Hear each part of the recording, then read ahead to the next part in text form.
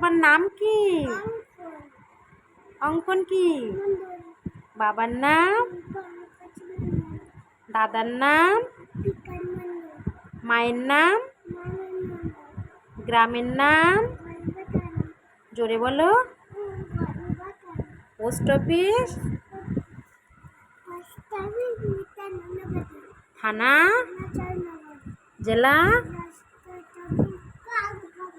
মহকুমা? Pin number? এদিকে ফিরে বলো।